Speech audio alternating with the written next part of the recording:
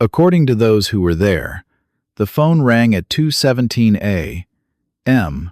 on February 12th, 1963. Bumpy Johnson, 58 years old, was asleep in his brownstone on Edgecombe Avenue in Harlem. He'd only been asleep for 3 hours. At his age, sleep didn't come easy anymore. The phone kept ringing.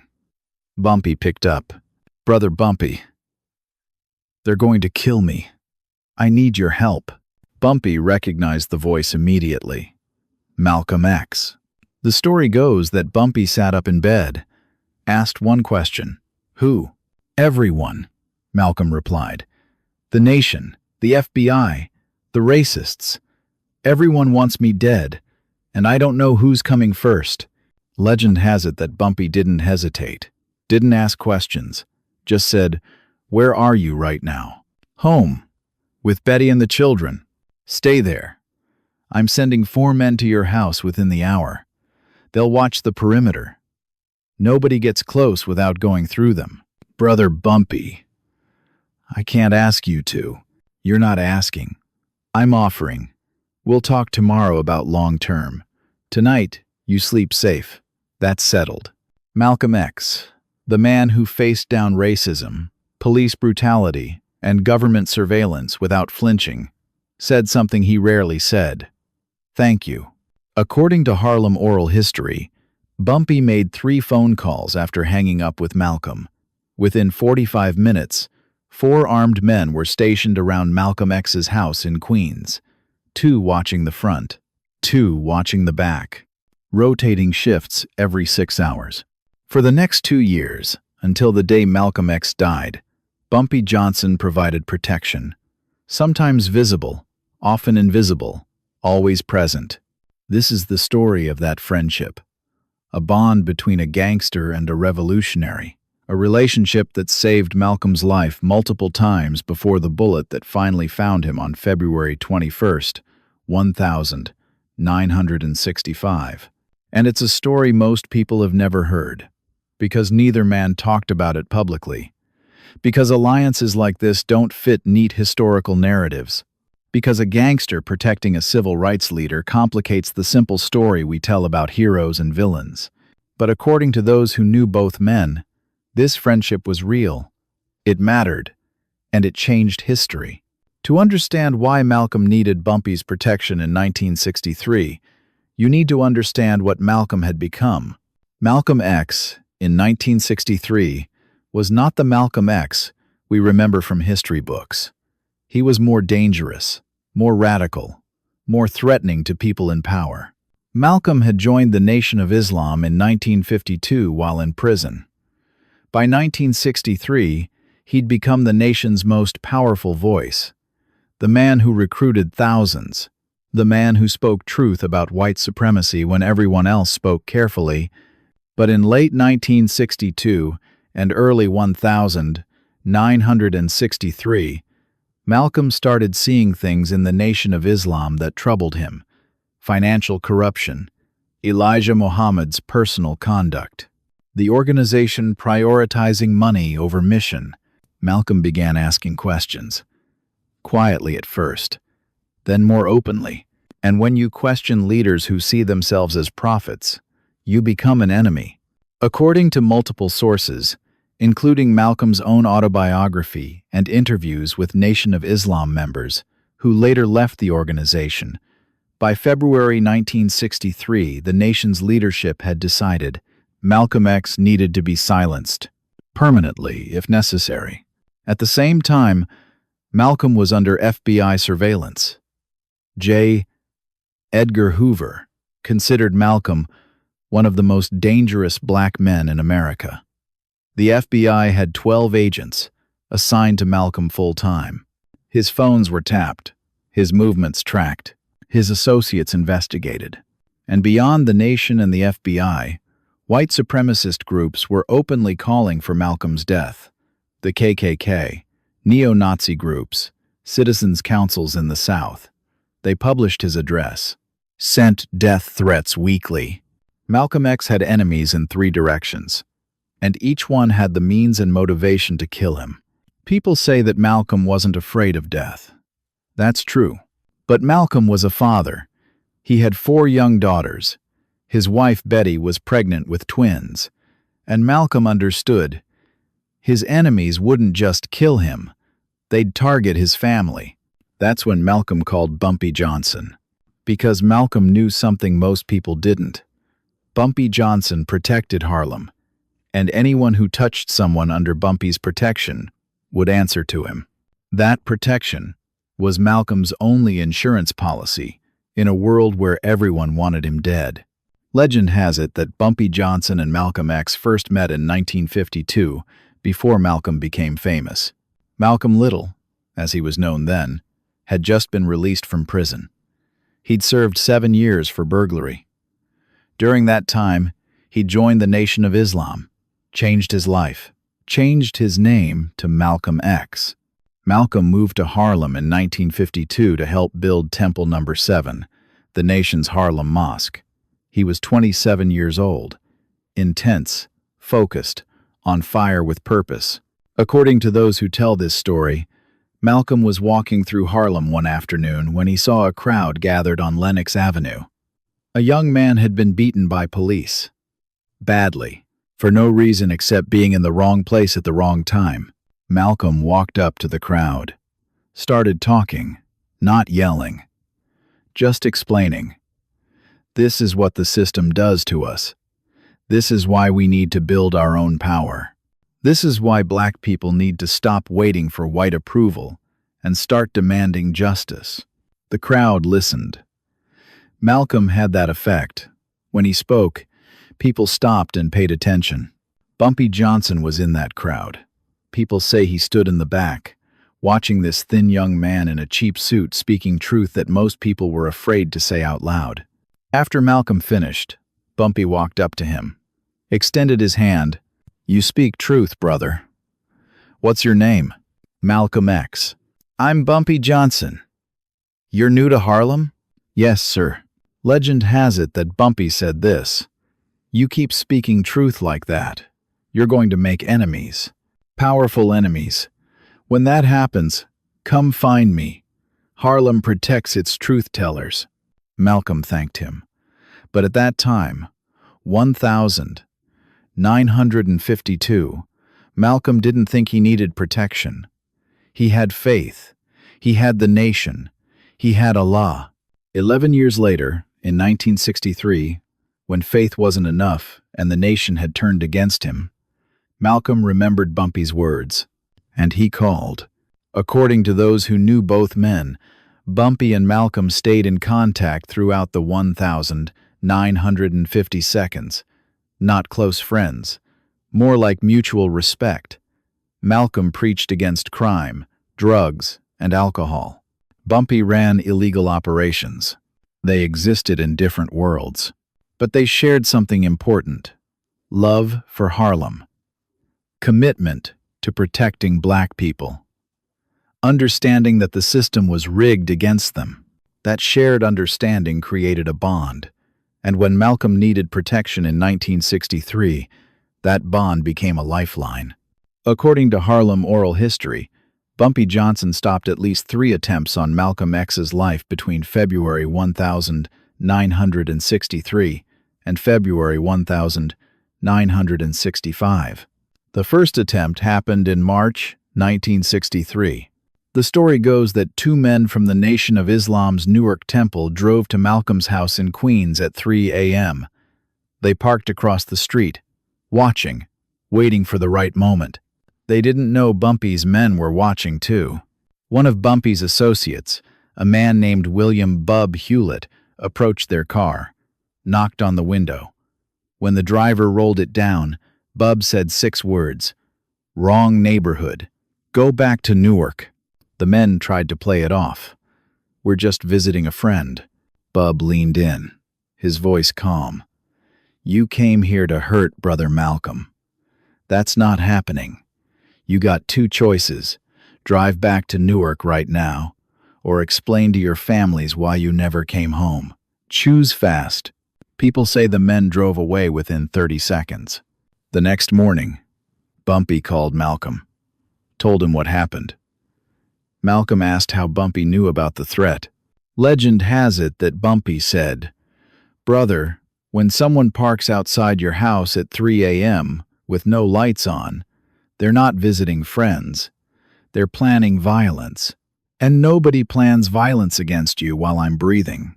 The second attempt happened in August 1963. Malcolm was scheduled to speak at a rally in Harlem. Someone had planted a pipe bomb under the stage, set to detonate when Malcolm took the podium. According to those who were there, Bumpy's people swept the venue before Malcolm arrived. They found the bomb, disarmed it, moved the event to a different location without telling anyone, except Malcolm's security. The bomb went off at the original venue at exactly 7:15 p.m., the scheduled start time. The building was empty. Nobody died. People say Malcolm asked Bumpy how he knew about the bomb. Bumpy replied, "I have people everywhere, brother. I hear things, and when I hear someone's trying to hurt you, I handle it." The third attempt was the closest call. January 1965. Malcolm was leaving Temple Number 7 after a contentious meeting. His car was parked on the street. 3 men approached from different directions. One of them had a gun. Legend has it that Bumpy's associate, a man named Quick Jackson, saw the setup, moved faster, got between Malcolm and the armed man, told Malcolm, "Get in the car. Drive. Now." Malcolm did. The armed man tried to follow. Quick blocked him, didn't pull a weapon, didn't threaten, just stood there, immovable. The 3 men eventually walked away. But the message was clear. Malcolm X was untouchable as long as Bumpy Johnson's people were watching. According to those who tell this story, Malcolm called Bumpy that night, said, "Brother Bumpy, you saved my life today. How do I repay you?" People say, Bumpy replied, "Keep speaking truth. Keep waking people up. That's payment enough. You do your work. I'll do mine. Between us, we'll keep Harlem strong." For 2 years, that arrangement worked. Malcolm spoke truth. Bumpy provided protection. And Malcolm stayed alive. Until February 21st, 1965, the one day Bumpy couldn't protect him. According to declassified FBI documents released in 1998, the FBI knew about Bumpy Johnson's protection of Malcolm X, and they hated it. J. Edgar Hoover, FBI director, saw Malcolm X as a threat to American stability. The FBI's COINTELPRO program was designed to neutralize black leaders who spoke against the system. But neutralizing Malcolm was complicated by one factor: Bumpy Johnson. In an internal FBI memo dated April 15, 1963, obtained through FOIA requests, an agent wrote, "Subject Malcolm X has secured protection from organized crime figure Ellsworth Johnson, known as Bumpy." Johnson's men maintained 24-hour surveillance around Malcolm's residence. Any action against Malcolm will be detected and potentially attributed to bureau involvement. Recommend caution. Translation: the FBI couldn't touch Malcolm because Bumpy's protection made it too risky. Another memo from June 1964 stated, "Johnson's organization has proven more effective at protecting Malcolm X than any official security service. Johnson appears motivated by personal respect for Malcolm rather than financial gain. This alliance complicates our options significantly." The FBI tried to break up the friendship. They approached Bumpy through intermediaries, offered to ignore some of his operations if he withdrew protection from Malcolm. Legend has it that Bumpy's response was simple: not interested. The FBI then tried another approach. They spread rumors in Harlem that Malcolm was working with Bumpy to bring drugs into the community, trying to destroy Malcolm's reputation. People say Malcolm heard the rumors, called Bumpy, asked if they should distance themselves publicly to stop the rumors. According to those close to Bumpy, he told Malcolm, "Let them talk. People who know us know the truth." People who want to believe lies will believe lies no matter what we do. You keep preaching. I'll keep protecting. The rumors can't hurt us if we don't let them. The FBI's inability to neutralize Malcolm X because of Bumpy's protection is documented in at least 14 declassified memos between 1963 and 1965. But what the FBI couldn't do, others eventually did. February 21st, 1965. The Audubon Ballroom. Malcolm X was scheduled to speak. And for reasons that remain unclear to this day, Bumpy Johnson's men were not there. According to witnesses, something was wrong from the start. On February 21st, 1965, Malcolm X was scheduled to speak at the Audubon Ballroom in Harlem at 3 p.m. Normally, Bumpy's men would have been there early, sweeping the venue, watching the crowd. Positioned strategically, that day, they weren't. Legend has it that Bumpy had been tipped off about a major police raid planned for that afternoon. Multiple locations. If Bumpy's men were at the Audubon, they'd be arrested. The entire protection network would collapse. The tip was false. A setup. Designed to pull Bumpy's protection away from Malcolm at the exact moment assassins would strike. By the time Bumpy realized the raid was fake, it was too late. At 3:05 p.m., Malcolm X took the stage at the Audubon Ballroom. At 3:10 p.m., 3 men opened fire. 21 shots. Malcolm X died almost instantly. People say Bumpy Johnson was 5 blocks away when he heard. He ran toward the Audubon. By the time he arrived, Malcolm was dead. According to those who saw him, Bumpy stood over Malcolm's body, didn't speak, didn't cry, just stood there for 10 minutes in complete silence. Then he left. And according to legend, what Bumpy did over the next 72 hours was hunt the people responsible. The 3 shooters were arrested immediately. Talmadge Hayer, Norman 3X Butler, and Thomas 15X Johnson, all connected to the Nation of Islam. But Bumpy wanted to know who gave the order, who planned it, who set up the false tip that pulled his protection away. According to Harlem oral history, Bumpy spent weeks investigating, used his network, applied pressure, followed money trails. What he found, people say, was a conspiracy that went beyond the Nation of Islam, beyond local grievances, something bigger, something involving people with government connections. But Bumpy never spoke publicly about what he found, never gave names, never testified. Some people say he stayed silent because speaking would have put his family at risk. Others say he stayed silent because the conspiracy went so high that speaking wouldn't have mattered. The system would have protected itself. What's documented is this. Bumpy Johnson attended Malcolm X's funeral on February 27th, 1965, stood in the back, left before anyone could approach him.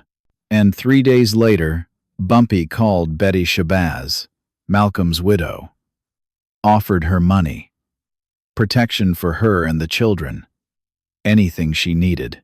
Legend has it that Betty said, "Brother Bumpy, you did everything you could. Malcolm knew that. I know that. You gave him 2 extra years, 2 years to organize, to teach, to prepare us.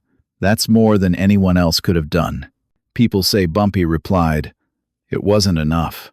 I should have been there. I should have protected him." Betty told him, "You protected him as long as God allowed. The rest was fate. Malcolm wouldn't want you to carry guilt. He'd want you to keep protecting Harlem.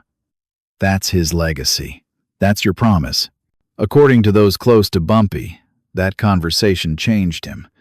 He became quieter, more cautious, more aware that even his power had limits.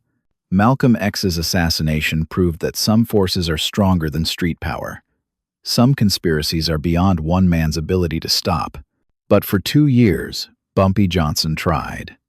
And for 2 years, Malcolm X lived when many people wanted him dead. That's not failure. That's friendship. Bumpy Johnson rarely spoke about personal feelings. But according to Theodore Green, his attorney and close friend, Bumpy said something about Malcolm X 3 months after the assassination. It was May 1965. Bumpy and Green were having dinner at Small's Paradise. The conversation turned to Malcolm. Green asked, "Do you think you could have prevented it if you'd been there?" Legend has it that Bumpy was quiet for a long moment. Then he said this: "Brother Malcolm was too big for one man to protect. He was speaking truth that threatened the entire system. The nation wanted him dead because he exposed their corruption. The FBI wanted him dead because he woke people up. White supremacists wanted him dead because he refused to bow. When that many powerful people want you gone, eventually they find a way. I gave Malcolm 2 years. 2 years where he could speak freely, build, organize, prepare the next generation. Without that protection, they would have killed him in 1963. So no, I couldn't have prevented his death forever, but I bought him time, and he used that time well." According to Green, Bumpy also said, "Malcolm taught me something I didn't expect. He taught me that revolution is more dangerous than crime. I've been a criminal for 40 years. The police harass me. The FBI watches me, but they tolerate me because I don't threaten the system itself. I just operate within it." Malcolm threatened the system. He told people to think differently, to demand justice, to stop accepting crumbs. That's more dangerous than anything I've ever done, because changed minds change everything. And the system protects itself against change more than it protects itself against crime. People say Bumpy never forgave himself for not being at the Audubon that day, even though it wasn't his fault. Even though the false tip was designed specifically to separate him from Malcolm. According to those close to Bumpy, he visited Malcolm's grave at Ferncliff Cemetery at least once a month until Bumpy's own death in 1968. Nobody knew about those visits. Bumpy went alone, early morning, before sunrise, so nobody would see. But a groundskeeper told the Harlem Gazette years later, "I'd see him sometimes, standing at Malcolm's grave. Never brought flowers, never spoke out loud, just stood there for 10, 15 minutes. Then he'd leave. I asked him once why he came so early, trying to avoid people. He said, 'Brother Malcolm and I had a private friendship. These conversations are private too. Some things don't need witnesses.' That, according to those who knew both men, summarizes their entire relationship. Private.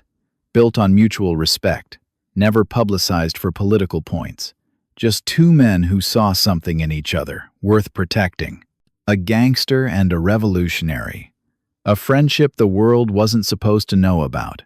But the people who were there remember. And they tell the story to make sure Malcolm X's full story is told, including the part where the most powerful criminal in Harlem used his power to keep Malcolm alive as long as possible. That's history. Complicated. Uncomfortable.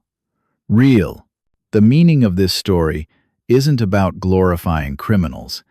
It's about understanding the complex reality of survival in a system designed to crush you. Malcolm X should have been protected by the government. He was an American citizen speaking about American injustice. The FBI should have protected him from assassination threats, not surveilled him as a threat.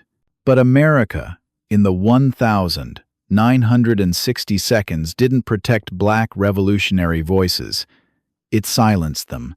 So Malcolm turned to the only protection available: Bumpy Johnson, a criminal, a gangster, a man who existed outside the law because the law had always existed outside justice.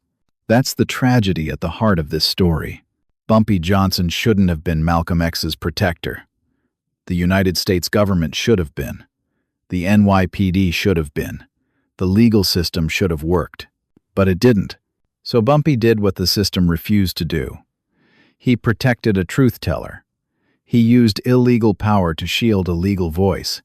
He demonstrated that sometimes justice comes from unexpected places. The consequences of this friendship shaped history in ways most people don't realize. According to several historians who've studied Malcolm X's life, including Manning Marable, who wrote the definitive biography, Malcolm's most important organizing work happened between 1963 and 1965, the 2 years when Bumpy was protecting him. During those 2 years, Malcolm formed the Organization of Afro-American Unity.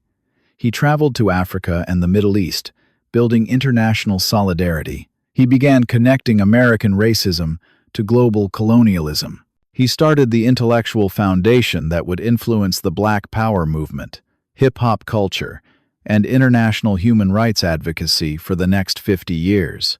Malcolm could do that work because he was alive. And he was alive in part because Bumpy Johnson made sure threats didn't become bullets. That's not speculation. That's documented in FBI files, witness testimony, and Malcolm's own writings. In Malcolm X's autobiography, published after his death, there's a passage where Malcolm writes, "There are people in Harlem whose names I cannot mention who have shown me more loyalty than some people who claim to follow Islam. People who protect truth regardless of personal risk. I am grateful to them." Scholars believe Malcolm was writing about Bumpy Johnson. Malcolm couldn't name him directly because their alliance was illegal. But Malcolm acknowledged that protection existed. The message of this story is not that gangsters are heroes. It's that a system so broken that a gangster has to protect a prophet is a system that has failed completely. Bumpy Johnson, using criminal power to shield Malcolm X, is impressive. But it's also an indictment of America in the 1960 seconds. Why wasn't Malcolm protected by legal means? Because the legal system was designed to protect white supremacy, not challenge it. Why did Malcolm have to rely on a criminal for safety? Because criminals understood something the government didn't. Malcolm's voice mattered more than any temporary peace. This is a story of friendship, of loyalty, of two men from different worlds finding common ground in love for their community. But it's also a story of a time so unjust that morality existed outside the law, where criminals acted more morally than the government, where illegal power protected legal speech because legal power refused to. We tell this story to honor both men. Bumpy, who used his power to protect a truth teller. Malcolm, who trusted a gangster because he had no other choice. But we also tell it to remember, this shouldn't have been necessary. A just system would have protected Malcolm X, would have investigated threats against him, would have arrested people planning his assassination, instead of surveilling Malcolm himself. This is a tragedy of a time without justice, an era so broken that a preacher called a gangster for protection because the police were the enemy. That's what injustice creates. Alliances that shouldn't exist. Friendships born from necessity. Criminals acting heroically because heroes are criminalized. Bumpy Johnson died on July 7th, 1968, 3 years and 4 months after Malcolm X. Legend has it that in his final hours, Bumpy was having breakfast at Wells Restaurant when he had a heart attack. As he collapsed, witnesses say he spoke Malcolm's name. Some people dismiss that as myth. Others believe it happened. What's documented is this. Bumpy Johnson was buried at Woodlawn Cemetery in the Bronx. Malcolm X was buried at Ferncliff Cemetery in Hartsdale, New York, about 30 miles apart. Betty Shabazz attended Bumpy's funeral, stood quietly in the back, left before anyone could approach her. According to those who saw her, Betty placed a single white rose on Bumpy's casket before it was lowered into the ground. Nobody asked why, but everyone understood. Bumpy Johnson protected Malcolm X when no one else could. That protection gave Malcolm 2 extra years to build a movement, to inspire generations, to plant seeds that grew into trees of resistance that still stand today. That's legacy. That's friendship. That's history. According to Harlem oral history, there was a gangster and a prophet, 2 men who shouldn't have been friends. But when the prophet's life was threatened, he called the gangster at 2:17 a.m. and said, "They're going to kill me. I need your help." And the gangster said, "Stay there. I'm sending protection. You'll sleep safe tonight." For 2 years, that promise was kept. On February 21st, 1965, forces beyond one man's power broke that promise. Malcolm X died, but the friendship remains, told in stories, passed down through generations, remembered by those who understand that survival sometimes requires alliances the history books don't want to acknowledge. This is one of those stories. A gangster protecting a prophet, illegal power, shielding legal speech, friendship built on shared love for a community that both men, in their different ways, dedicated their lives to protecting. Honor the intelligence, honor the friendship, honor the sacrifice. But also remember, this is a story from a time so unjust that these alliances became necessary. Let's make sure we never go back to that time. According to Harlem oral history, when Malcolm X needed protection, he called Bumpy Johnson, and Bumpy Johnson answered, "That's all that matters. That's the legacy. That's the truth they tell in Harlem to this day." If this story changed how you see history, subscribe for more untold alliances that shaped the civil rights movement. Drop a comment. Should we celebrate this friendship or mourn the system that made it necessary? Both? Turn on notifications because next week we're revealing how Bumpy Johnson walked into Al Capone's territory and walked out with respect. Chicago versus Harlem. The meeting that prevented a war.